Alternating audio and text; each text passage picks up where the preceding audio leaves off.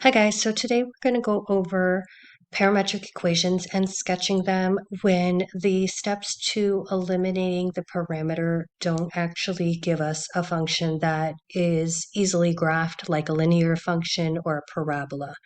So for instance, we have x equals t squared plus 2. So if I were to follow the steps to eliminate the parameter, I would isolate t. So the first thing I would do is move 2 to the other side, and then to get rid of the square, I'd square root it.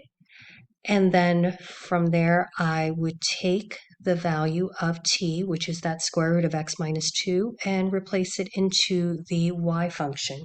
But as you can see, it's not really helping me identify something that is easily graphed, again, like a linear equation or parabola. So in cases like these, we'll just go back to the basics, which is making a table.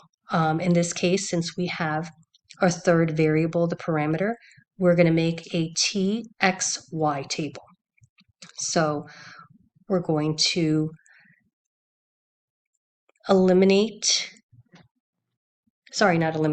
we're going to identify the values of t within its restrictions, which is -3 to 3. So I'm going to just pick some values between -3 to 3, which can include -3 or 3 as well.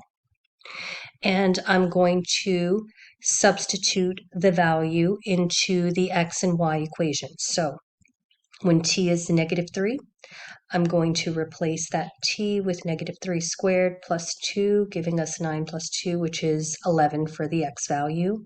And then for y, I'm going to replace the t with -3. Make sure if you use your calculator, you put the -3 in parentheses to cube it. Same thing when you square it, otherwise it'll square incorrectly.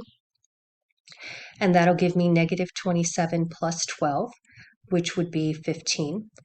And we have our first point, so make sure to kind of note which point is first as well, because that will help us to determine the orientation. So 11, -15 is going to be our first point, which I'm going to sketch a little sloppily there. For the rest of the values, you could just plug it into the calculator. Again, just make sure you're careful with those parentheses, especially when you're squaring a negative. Always make sure, like, for instance, the -2 is in parentheses. And we have our other values. So we are going to make sure we put these values, or we plot these values in order so that I can identify the orientation. So notice I put an arrow there. And then from 6, 0, we're going to plot a point at 3, 3. And again, note the orientation because that is what the question also asks for. So we're just kind of going in the order of the values that we created with t from least to greatest. And then from here, let me erase that real quick. We're actually going back down to 3, -3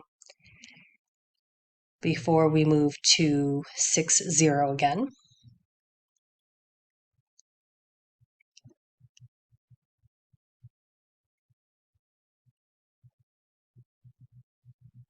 And then up to 11, 15. Not the greatest sketch, but you get the idea. And then we use the arrows to follow the orientation of it. All right, guys, I hope this helps.